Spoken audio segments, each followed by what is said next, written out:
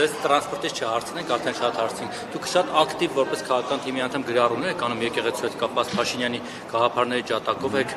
որպես հանդես գալիս։ Վերջո նորմալ է ձեզ համար այն ամեն ինչ որ տեսնում եք Նիկոլ Փաշինյանի էջում այդ բառամթերք այդ հայոյա խառն փողոցային ոճով արտահայտությունները։ Դուք այդ ամեն ինչը կիսում եք։ Տեսեք, մենք բազմիցս անդրադարձել ենք այս հարցին ու այս հարցերին,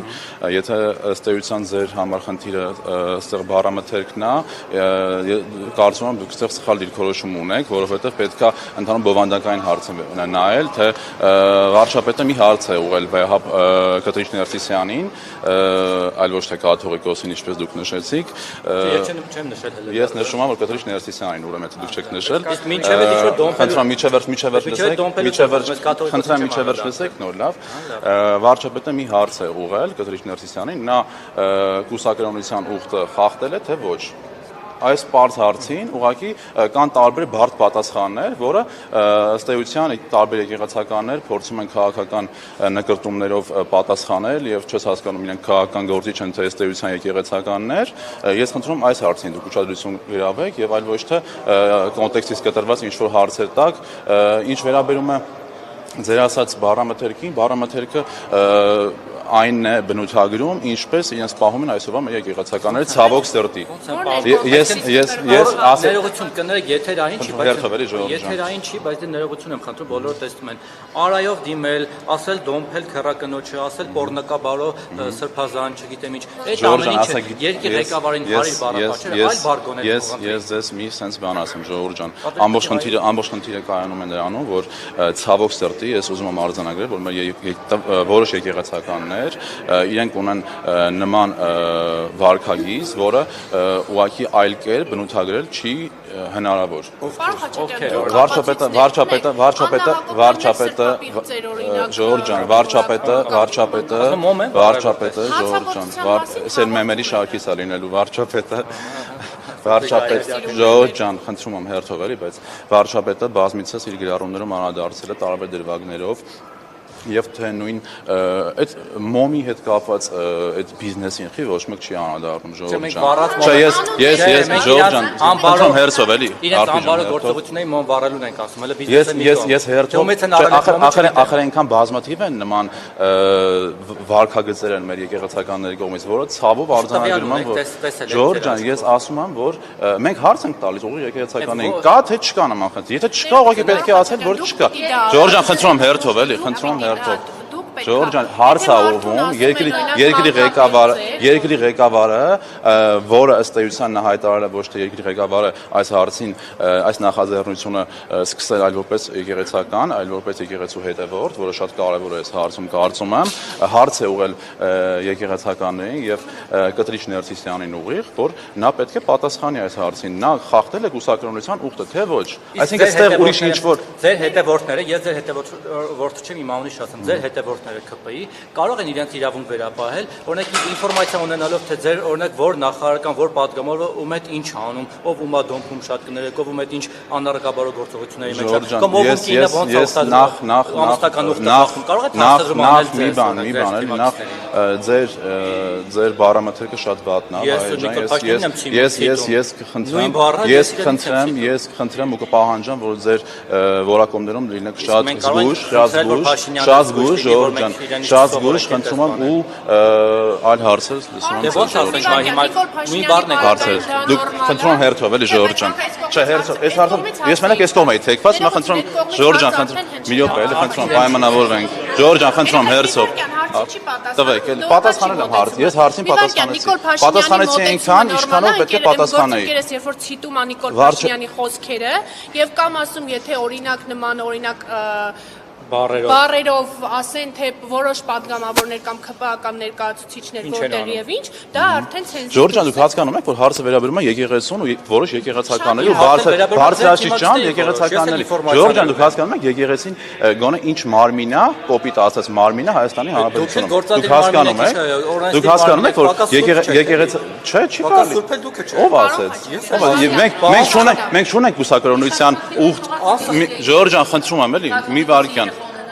Ժորժ ջան, ես ասացի, հերթով պատասխանը մեկ օր էսքով անդառնանք։ Ժորժ ջան, ես խնդրում եմ այս հարցով լինեք դու շատ անաչառ, որովհետև հուսով եմ որ դուք եք հայ առաքելական եկեղեցու հետևորդներ, եւ սա այն հարցն է, որ պետք է մենք հստակ գնահատականներ տանք եւ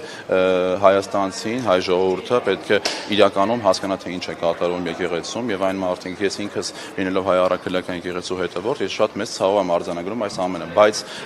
իրականությունը այն է, ինչ կա։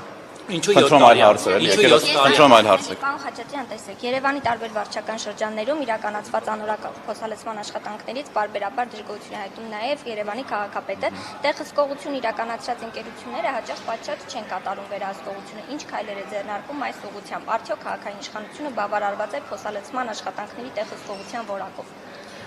Ժորժ ջան, տեսեք, ես այս մասին իմ ելույթներից մեկում ասել եմ, որ Երևան քաղաքում ամբողջական 2025 թվականի փոխհալեցումների մրցույթը հաղթել է մի ընկերություն, որը ուղիղ փոխկապակցված է նախկին իշխանությունների հետ, ավելի կոնկրետ Ռոբերտ Քոչարյանի հետ, եւ մենք բազմիցս բողոքել ենք եւ խնդիր ենք բարձրաձայնել այս մասով եւ մենք արձանագրում ենք, որ այո կան խնդիրներ, բայց Երևանի ավականու ինստիտուտը եւ Երևանի քաղաքապետարանի տարբեր համապատասխան ստորաբաժանումներ գնում են ամեն օր եւ ամեն ժամյա ռեժիմով եւ մենք վեր ենք անելու բոլոր խնդիրները եւ Երևանի քաղաքապետարանը ինչպես բոլոր այլ հարցերում չի ընդունելու որակին չհամապատասխանող աշխատանքներ։ Խոսքը Այս պահին որակին չհամապատասխանող աշխատանք մենք չենք ընդունել։ Ինքո լուսավորչի եկեղեցու հարևանությամբ չեք տեսել, որ Դուք այգու մասին եք ասում, ոչ թե փոխհալեցման։ Այո, բայց Չէ, դուք նոր փոխհալեցման մասին եք հարցնում։ այնպես չի որ անորակ աշխատանքներ չեք։ Տեսեք, կան Երևան քաղաքում մի քանի դեպքեր, որոնք որ անորակ աշխատանքներ եւ ընդունվել է տարբեր պաշտոնյաների կառավարման ժամանակաշրջանում եւ այդ դեպքերով կան հակակոռուպցիոն կոմիտեում քննվող վարույթներ, բայց նորից եմ կրկնում, նոր դուք խոսում եք փոխհալեցումներից, ոչ թե այգիներից։ Ես ասում եմ, որ մենք ցանկացած վատ որակի աշխատանք, որը չի համապատասխանում ստանդարտներին, մենք չենք ընդունում։ Ինչ փոփոխություններ ունես դրական կարող եք նախաձեռնել, որ այդ խնդիրը չառաջանա, այսինքն գումարները բարձրացնել, որտեղ մշտներում հայտարարվում է շատ ցածր առաջարկ։ Մենք գնման ընթացակարգում, գնման մասին օրենքում, գնումների մասին օրենքում մենք ունենք բազմաթիվ բացեր, որը Երևանի ավականու տիրույթից դուրս է, գտնվում է ազգային ժողովի տիրույթում եւ ես տեղյակ եմ, որ ազգային ժողովի մեր գործընկերները այս պահին կամ առաջիկա արդեն նիստերի ընթացքում կունենան փոփոխություններ գնումների մասին օրենքում, որը կբերի արդեն համապատասխան լուծումների։ Պարոն Խաչատրյան, ձեր թաղապետի հետ կապված Այդ որ ասում Ռոբերտ Քոչարյանի հետ։ AAB-ն, հա, խնամու AB, եթե չեմ սխալվում, AB, այո։ Գրությունը։ Պարոն Խաչատրյան, ձեր արդեն նախկին թաղապետ, բայց ձեր թիմակիցը Ռազմիկ Մկրտչյանը կալանավորվեց մի բանի համար, որի փաստերը չկան, գուցե նախաքննական մարմինը ունի, բայց փոխվել է փաստեր կան, թե ինչպես էր ձեր քույր կոալիցիոն կուսակցության անդամը, էլի նախկին թաղապետ ծեծում բռունցքներով, հարվածում քացիներով, չգիտեմ բռունցքներով, հարվածում ու ծեծում Արթուր Չախոյանին։ Հիմա անարդար չի մի տեսակ այս երկրում, որ ակնհայտ ծեծի դեպքով մարդը ազատության մեջ է, իսկ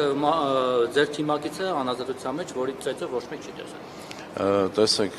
Ժորժ ջան, ուրեմն իրավական գործընթացների մասով ես մեկնաբանություն այս պահին չեմ տա, որովհետև բոլոր երկու դեպքում էլ, այսինքն թե Շենգավիթ վարչական շրջանի նախին ղեկավարի եւ թե նոր վարչական շրջանի նախին ղեկավարի հետ կապված գործերով կա քննություն, իրապահ մարմինները քննություն են իրականացնում եւ արդեն համապատասխան ընթացակարգով կընթանա, այս մասով այսքանը ուրիշ մեկնաբանություն չեմ տա։ Ձեր թիմացի մասով դուք չեք ափսոսում անարդարության զգացում։ Ռազմիկ Մկրտչյանը այս պահին Ռազմիկ Մկրտչյանը այս պահին հանդիսանում է քաղաքացիական պայմանագիր կուսակցության անդամ։ Իսկ ինչու է ծեծել մյուս թիմը։ Ես ասացի արդեն, քանի որ իրավական process-ներ կան, ու ես այդ պահին այդտեղ ներկա չեմ եղել, ու ես էլի եմ ասում, չգիտեմ այդպիսի բան եղել է թե չի եղել, ընդհանրապես ես չեմ տիրապետում իրավական գործին, ես չեմ կարող պատասխան տալ։ Ի տարբերություն դրա մենք տիրապետում ենք դրան, որ Տիգրան Տեր-Մարկարյանը ծեծել էր Արթուր Շաֆրանին։ Հա, ինքը ծեծել է, դուք եք չէ՞ ծեծել։ Քրեական գործ է։ Ինչի նստաշ է այդ մարդը։ Իրապահ մարմիններին կարծում եմ հարցը պետք է Կներեք Ժորժ ջան, ես քիչ առաջ էլ դալիճում ասեցի, եթե ընտրովի արդարադատություն լիներ, ուղղակի բանտերում տեղ չլինի այսօր։ բոլոր նախկին իշխանությունների այն ժողովրդին խաբելու եւ կեղծիք տարածելու, կեղծելու կոռուպցիոն գործակների մեջ թաթախված լինելու համար մենք ուղղակի եթե քաղաքական, եթե խնդրում եմ մի ընդհատի էլի, վայ ջան, եթե ես խոսում եմ, միջև խոսեմ։ Չէ, ես հասկացել եմ միտքը։ Եթե քաղաքական վենդետա մենք ցանկություն ունենք կամ մենք այն ուժը լինենք, որը պետքա տենց վարվեր, ուղղակի հիմա Հայաստանի բանտերում տեղ չլինի։ Իսկ եթե դուք արդեն նշեցիք նոր Սամվել Կարապետյանի ձերբակալումը, կալանավորումը կապում է քաղաքական հետապնդման հետ, նորից եմ կրկնում, դուք սխալվում եք, քանի որ չի կարող Հայաստանի Հանրապետությունում 2018 թվականից ի վեր ինչ-որ մի քաղաքական գործիչ կամ անգամ բիզնեսմեն կամ անգամ ինչ-որ մարդ, որը որ չունի ոչ մի կարգավիճակ, պետության հետ խոսել հաթաթայի լեզվով եւ ասել, որ մենք մեր ձևերով կանենք ինչ-որ բան,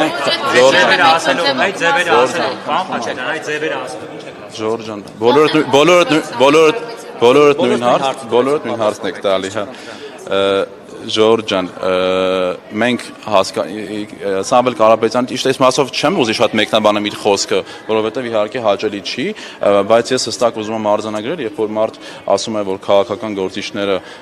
եթե չկարող, ընդդիմադիր քաղաքական գործիչները, եթե չկարողանան ինչ-որ այս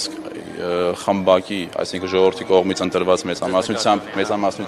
50+ եւ ավել քվեներ ունեցող իշխանության ներկայացուցիչներին խմբակ ասել եւ ասել, եթե նրանք չկարողանան քաղաքական ճանապարհով այս հարցը լուծել, մենք կլուծենք մեր ձևով։ Իսկ իրանց Չէ, մեր ձևով։ Հա, օքեյ, մեր ձևով է կարող Ժորժան, խնդրում եմ, էլի, մինչև վերջ լսեք։ Ժորժան, մեր ձևովի ժամանակները Հայաստանի Հանրապետությունում ավարտվել են, մեր ձևովի մեջ Ժորժան, ես կարող եմ խնդրում եմ, էլի, մի ընդհատեք։ Մեր ձևով ասվածի